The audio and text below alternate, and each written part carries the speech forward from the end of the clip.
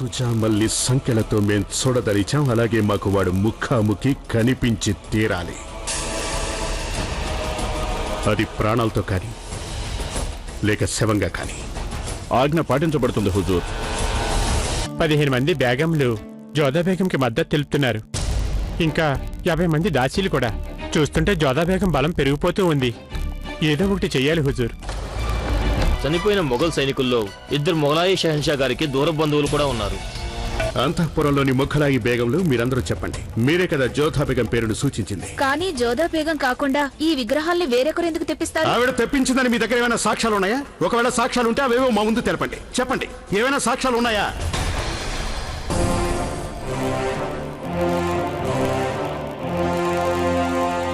ఒకవేళ సాక్ష్యాలు లేకుంటే మేము ఈ విచారణని ఇప్పుడే రద్దు చేస్తున్నాం.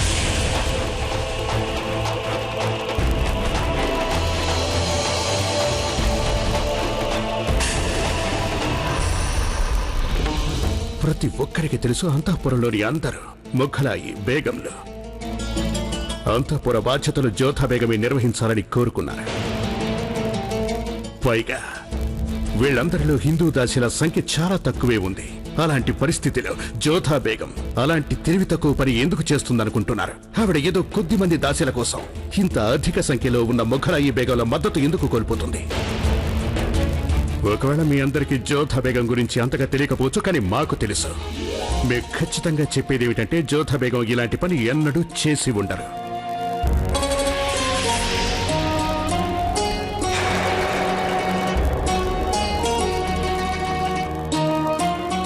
ఆవిడకి అలాంటి ఆలోచన కూడా ఎన్నడూ రాదు.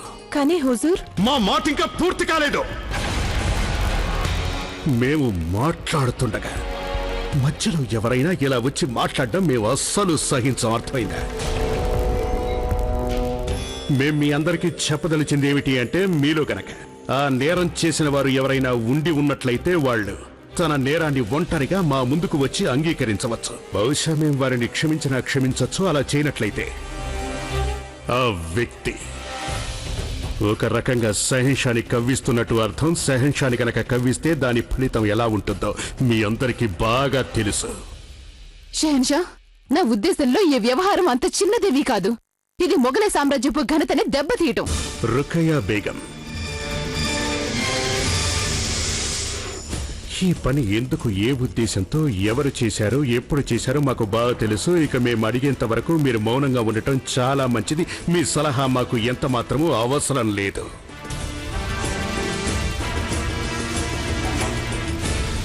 ఇక మరో సంగతి కూడా, మీరందరూ కూడా మీ దృష్టి కేంద్రీకరించి వినండి. ఇప్పుడు ఏదైతే జరిగిందో అది మళ్ళీ జరగటానికి అస్సలు వీల్లేదు. ఎందుకంటే మళ్ళీ గనక అది జరిగిందంటే మేము సహించాం. రుఖయ్యా బేగం, మేం మిమ్మల్ని ఒంటరిగా కలవాలి అనుకుంటున్నాం.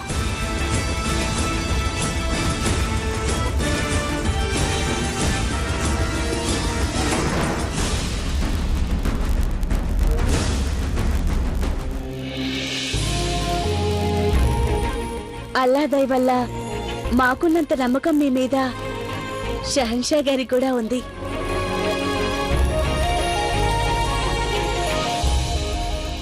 మేం జోధా బేగుని అడిగినట్టే మిమ్మల్ని కూడా అడుగుతున్నాం.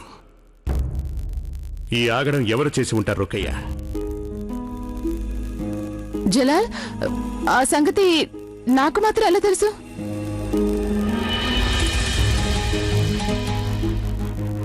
మీరు చాలా తెలివైన వారని మేము ఒప్పుకుంటాం రుఖయ్య. కానీ మీరు ఒకటి మర్చిపోకండి, మేము సహింషాలం. మేము ఏదైతే తెలుసుకోవాలనుకుంటామో దాన్ని తెలుసుకుని తీరుతాం. రుఖయ్య, ఆ విగ్రహాలు ఇక్కడికి ఎలా వచ్చాయో ఏంటో మాకు తెలిసిపోయింది. అలాగే మాధవ్ అనే శిల్పికి ఆ విగ్రహాలు చేయమని ఎవరు చెప్పారో కూడా మాకు బాగా తెలిసిపోయింది. అయినా కూడా మేము ఆ పని చేసిందెవరో మీ నోటి నుంచే వినదలిచాం. చెప్పండి రుఖయ్య.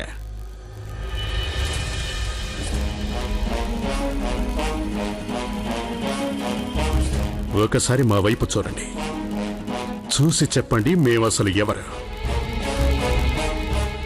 జలాల్, ఇదేం ప్రశ్న? అడిగిన ప్రశ్నకి సమాధానం చెప్పండి. ఒకసారి మా కళ్ళలోకి చూసి మేము ఎవరో ఏంటో చెప్పండి రుఖయ్య. మీరు మా మాకు భర్త ఇంకా నా మంచి కోరేవారు. మాకు అబద్ధాలు చెప్పకండి రుకయ్య. మీరు వీటిలో దేన్ని నమ్మట్లేదు. అలా నమ్మినట్లయితే మాకు ఇలా అబద్ధాలు చెప్పేవారు కాదు. లేదు జలాల్, మీరు అలా అనుకుంటున్నారు ఎందుకు? ఎందుకంటే మీరు మా గర్వాన్ని, మా అహంకారాన్ని దెబ్బతీశారు. కానీ మీకు మా ఆత్మాభిమానం అంటే అస్సలు లెక్కలేదు రుకయ్య.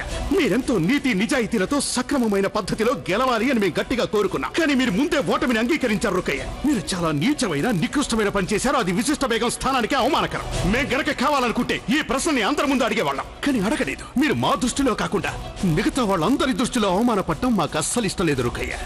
ఇదివరకు కూడా మీరు చాలా తప్పులు చేశారు. కానీ మేము అడిగితే మీరు ఒప్పుకోవడం కూడా జరిగింది. కానీ ఈసారి మీకేమైంది? మేము అడిగిన తర్వాత కూడా మీరు సమాధానం చెప్పట్లేదు. అసలు ఏం సాధించాలనుకుంటున్నారు మీరు? మీరిలా మీ స్నేహితుడికి, మీ భర్తకి అబద్ధం చెప్పి ఏం సాధిస్తారు? మొఘలాయి చట్టాన్ని అతిక్రమించేంత ధైర్యం అసలు మీకు ఎలా వచ్చింది? మీరు మాకు తెలిసిన ఆ రుకయ్య కానే కాదు. ఆ రుకయ్య గనక మీరు అయ్యుంటే ఇంత నీచత్వానికి పాల్పడేవారు కాదు. మీరు గనక అదే రుకయ్య అయ్యుంటే ఈ విధంగా దాసీలు బేగంల మనోభావాలతో మీరిలా ఆడుకునేవారు కానే కాదు. మీరు జోధా బేగంని కించపరచాలన్న ఉద్దేశంతో మీరు దిగజారిపోయారు రుకయ్య. దయచేసి ఇకపై ఇలాంటి నీచమైన పనులు చేయకండి. అలా చేస్తే మీ పట్ల మాలో కాస్తో కూస్తో మిగులు ఉన్న గౌరవం కూడా పోగొట్టుకుంటారు మీరు.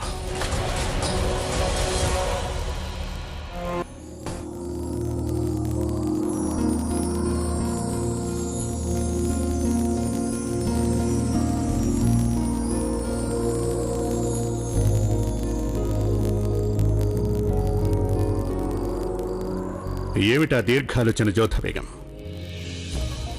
షహిన్షా, తమరిలా వచ్చారే? దయచేసి క్షమించండి. ప్రకృతితో అనుభవిస్తున్న మీ ఆనందానికి అంతరాయం కలిగించినట్లున్నా. లేదు, అలాంటిదేమీ లేదు. నేనేదో ఊరికి అలా కూర్చున్నాను.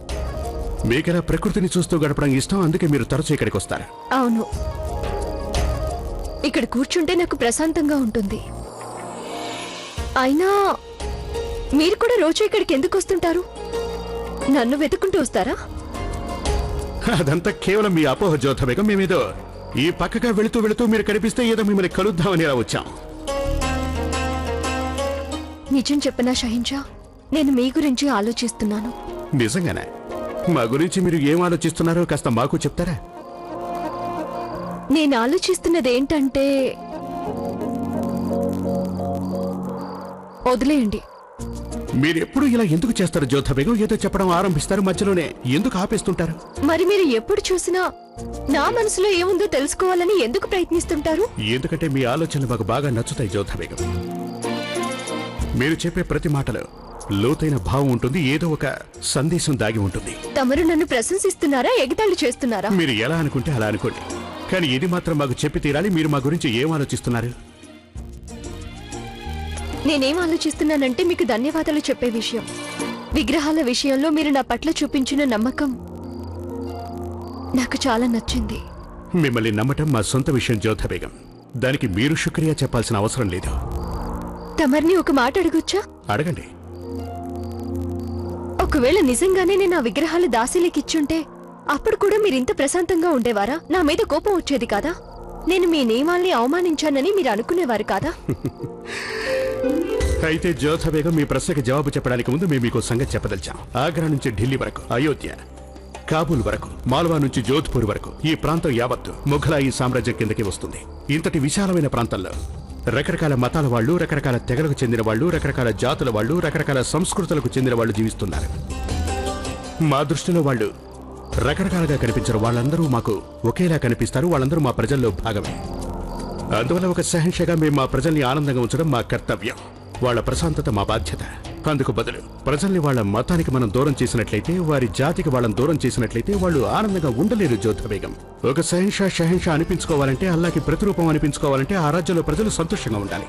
ఆ రోజు మీరు మమ్మల్ని కాపాడడానికి బెనజీర్ ఇంగిరి పాలు తాగినప్పుడు, మీరు మీ ప్రాణం మీదకి తెచ్చినప్పుడు, అప్పుడు మేము ప్రజల ముందుకు వెళ్లి వేడుకున్నాం. ప్రజల్లో ఎన్నో మతాల వారు, జాతుల వాళ్ళు ఉన్నారని తెలిసినా కూడా మేము వాళ్ళందరినీ మీకోసం ప్రార్థించమని కోరాం. అంతేకాక స్వయంగా మేమే అల్లా తాలాని తమరి ఆరోగ్యం కోసం ప్రార్థించాం. అలాంటి స్థితిలో ఎవరు మిమ్మల్ని మత విరోధి అనుకుంటారేమోనని కూడా పట్టించుకోకుండా మేము మీ గదిలోకి వెళ్ళి కృష్ణుడి ముందు దీపం వెలిగించాం. మిమ్మల్ని కోలుకునేలా చేయమని ఆ విగ్రహం ముందు ప్రార్థించాం. జోధా బేగం, మాకు మా మతం అంటే ఎంతో ప్రేమ ఉంది, దాని మీద గౌరవం ఉంది. కానీ అంత మాత్రం చేత మేం వేరే మతాన్ని ద్వేషిస్తామని కాదు. తమ తమ దేవుళ్ళని పూజించుకోవటానికి, దండాలు పెట్టుకోవడానికి ప్రతి ఒక్కరికి పూర్తి హక్కుంది. ఈ ఆలోచనలన్నీ కూడా మీరొచ్చిన తర్వాత వచ్చినవి కాదు. మన పెళ్లికి ముందు కూడా ఆగ్రాలో అమ్మవారి గుడి ఉండేది, మీకు గుర్తుందా? మేమైతే అక్కడికి వెళ్ళలేదు, కానీ మన పెళ్లి జరిగే సమయంలో మీరు మా మతానికి మారటానికి నిరాకరించినప్పుడు మీరు నమ్ముకున్న దైవాన్ని పూజించే పూర్తి హక్కు మీకుందని మేం భావించాం. ఇవన్నీ విన్నాక మీ ప్రశ్నకి సమాధానం దొరికిందనుకుంటాను.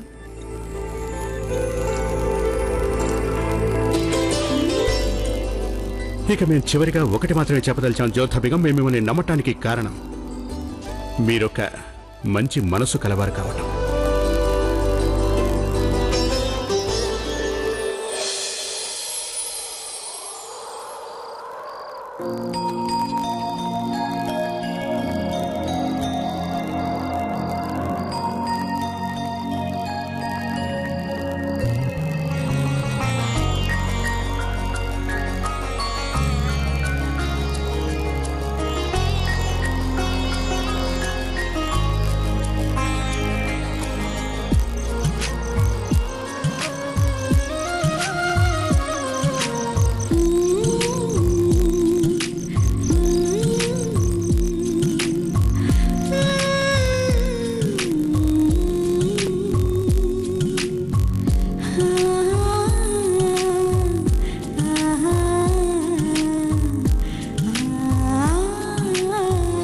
దుఃఖిస్తూ కూర్చుంటే ఎలాంటి ప్రయోజనం ఉండదు రుకయ్య బేగం.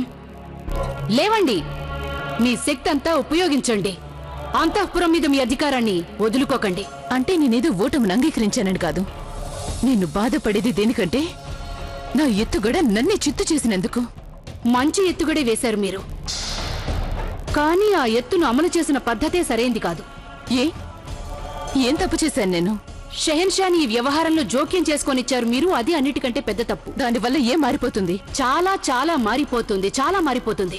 ఈ విషయాన్ని అంతఃపురం వరకే పరిమితం చేసుంటే అప్పుడు అక్కడి బేగంలందరూ ఈ వ్యవహారం మొత్తం జోధా బేగమే నడిపించిందని నమ్మేసి ఉండేవారు. ఆమెని ద్వేషించటం మొదలు పెట్టేవారు. దానివల్ల మీరు ఏ ప్రయత్నం చేయకుండానే ఎన్నికల్ని గెలిచుండేవారు. కానీ మీరేమో ఈ వ్యవహారంలో జలాల్కి ప్రమేయం కల్పించారు. జలాల్ జోధా బేగంని నమ్మిన ఫలితంగా అప్పుడు అందరూ ఆ తప్పు చేసింది జోధా బేగం కాదని అనుకోసాగారు. గమనించారా రుకయ్య బేగం? ఆ జలాల్కి జోధా బేగం మీద ఎంత నమ్మకం ఉందో చూసారా? దయచేసి మీరా సంగతి గుర్తు చేయకండి మహామంగా. నా రక్తం ఉడికిపోతుంది. అందరి ముందు జలాలేమో జోధా బేగంని వెనకేసుకొచ్చారు, మరి నన్ను మాత్రం నోరెత్తద్దన్నారు. ఆ జోధా బేగం జలాల్ మీద ఏం మాయ చేసిందో ఏమో. ఆ జోధా బేగం జలాల్ ప్రాణాలు కాపాడిన సంగతి నేను కాదంటలేదు. కేవలం ఆ కారణంతో నేను అత్యంత విలువైన వస్తువుని తనకి కానుగ్గా ఎలా ఇస్తాను? జలాల్ కేవలం నాకే సొంతం, ఎన్నటికీ నాకే. ఈ రుకయ్య బేగంకి జోధా బేగం వారిని నా నుంచి దూరం చేయాలని ప్రయత్నిస్తోంది. మాషా అల్లాహ్, ఖుదా నీకు ధన్యవాదాలు. కనీసం ఇప్పటికైనా అర్థం చేసుకున్నారు మీరు. ఇన్ని రోజులుగా ఇదే నేను మీకు చెప్తూ వస్తున్నాను. ఈ సంగతే మీ జీవితంలో అత్యంత పెద్ద ప్రమాదం ఆ జోధా బేగం అన్న సంగతే ఎట్టకేలకు ఇవాళైనా అర్థం చేసుకున్నారు. కానీ మీరు తప్పు చేశారు రుకయ్య. మీరు చేసిన ప్రతి పని వల్ల మీరు రాను రాను జలాల్కి దూరమైపోతూ వచ్చారు. అయితే మీరే చెప్పండి, ఇప్పుడు నేనేం చేయాలి? ఈసారి ఏదైనా పని చేయడానికి ముందు నాతో చర్చించి చేయండి. ఎందుకంటే నాకు మొఘలాయి సామ్రాజ్యం గురించి, రాజకీయాల గురించి, జలాల్ గురించి మీకంటే బాగా ఎక్కువగా తెలుసు. మరి మీరెందుకు నాకు సాయం చేయాలనుకుంటున్నారు?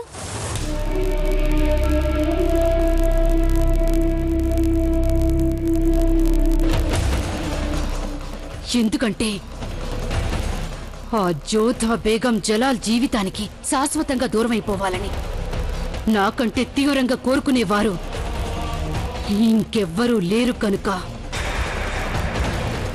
దూరంగా వెళ్ళిపోవాలి.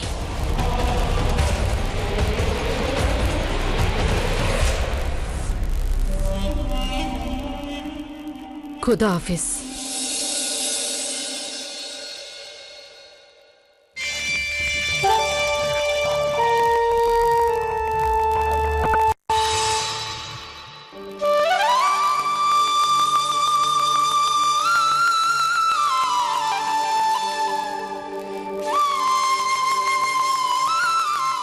ఎక్కడికెళ్లారు జోదా మీరు? నేను ద్రాక్ష తోటకి వెళ్ళాను. ద్రాక్ష తోటకా? నాకు చెప్పనే లేదు. నేను కూడా మీ వెంట వచ్చేదానిగా. అప్పుడు నువ్వేదో పని చేస్తున్నావు. పైగా ద్రాక్ష తోటలో ఇవాళ నాకు ఒంటరిగా కొంత సమయం గడపాలనిపించింది. అయితే ఏకాంతంగా కాలం గడిపినందుకు మీ మొహంలో ఇంతటి చిరునవ్వులా? ఇలా నేనెన్నడూ చూడలేదు. మీ మొహంలో ఆనందం చూస్తుంటే మీరేదో సంబరానికి వెళ్ళొచ్చినట్టుగా ఉంది. అలాంటిదేమీ లేదు మోతి. అవునా? ఒంటరిగా మీరేం చూస్తున్నట్టు ఇంత సమయం పట్టిందా మీకు? నేనక్కడ కూర్చునున్నాను. ఇందులో షహిన్షా అక్కడికి వచ్చారు. వచ్చి నాతో కబుర్లు చెప్పారు. అదే జరిగింది. ఓహో, ఇప్పుడు అర్థమైందిలేండి. ఈ చిరునవ్వుకి కారణం అర్థమైపోయింది.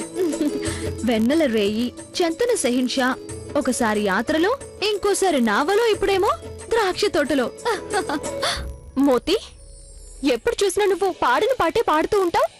మరెప్పుడూ మీరు నిజాన్ని దాచేస్తూ ఉంటారుగా. మీ మనసులో షహిన్షా గారి మీద అనురాగం ఉంటే అదేదో చెప్పేయచ్చుగా.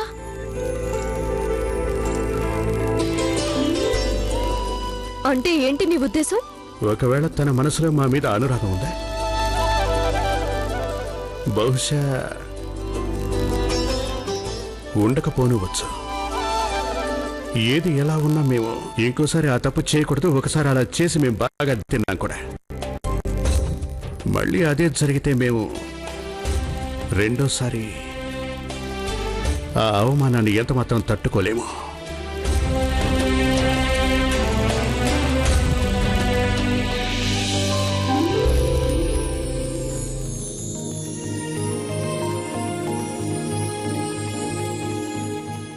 ఆదాబ్ బైజాన్. ఏమిటి సంగతి బైజాన్? మీరెక్కడో వేరే లోకంలో ఉన్నట్టున్నారే. లేదు, అలాంటిదేం లేదు. అది మిర్జా, మేము నిన్ను ఒక మాట అడగదలుచుకున్నా. నీకు భావోద్వేగాల గురించి, ప్రేమ గురించి చాలా బాగా తెలుసు కదా. ఒకవేళ ఎవరిలోనైనా ఒకరిపై భావోద్వేగం కలిగితే ఆ వ్యక్తి ఏం చేయాల్సి ఉంటుంది? అవకాశం దొరికిన వెంటనే తన మనసులోని భావాల్ని చెప్పేయాల్సి ఉంటుంది. తనకి తానే నచ్చ చెప్పుకుంటే దానివల్ల జోధా, మీరు కేవలం మీ ఒక్కరికి కాదు, షహిన్షా గారికి కూడా అన్యాయం చేస్తున్నారు. మీరు వారిని ప్రేమిస్తున్నానని వెళ్లి వారితో చెప్పేయండి. లేదు లేదు, నేను షహిన్షాతో అలా ఇలా మాట్లాడగలను. దానికంత ఆలోచన ఎందుకు బైజాన్? ఎవరైనా మనకి నచ్చినప్పుడు మన మనసులో మాట చెప్పడంలో ఎంత మాత్రం ఆలస్యం చేయకూడదు. కానీ అప్పటికి తను ఒప్పుకోలేదంటే, అంటే అది మా ఉద్దేశం ఏమిటంటే, ఒకవేళ ఎవరైనా అలా ప్రయత్నించారే అనుకో, ఆయన అది ఫలించలేదంటే? అలా గనక జరుగుంటే మళ్ళీ ఇంకొకసారి అలాంటి తప్పు జరగనివ్వకూడదు. ఎందుకంటే రెండోసారి కూడా తను నిరాకరిస్తే దాంతో స్నేహం అనేది కూడా లేకుండా పోవచ్చు. నువ్వు చెప్పేది నిజమే. ఇంతకీ మీరు ఎవరి గురించి అలా అంటున్నారు బైజాన్? అదే, ఎవరి గురించి కాదు, ఏదో ఊరికే అలా అడిగాము అంతే. అంత క్షేమేగా? క్షేమమే బైజాన్. ఆదాబ్.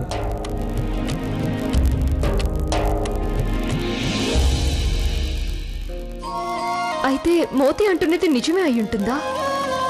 నిజంగానే నా మనసులో షహిన్షా పట్ల అనురాగం ఏర్పడుంటుందా? మీర్జా సరిగ్గానే చెప్పాడు. మేం మా భావోద్వేగాలను అదుపు చేసుకోవాలి. తను ఒకవేళ మళ్ళీ నిరాకరిస్తే మేం తనతో మాట్లాడకుండా అయిపోతుంది.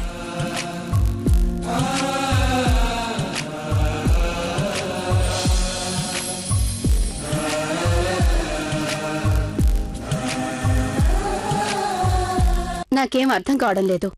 అందరి మంచిని కోరుకునేది అయినప్పటికీ జోధా బేగం అందరూ శత్రువులు ఎందుకు భావిస్తారు?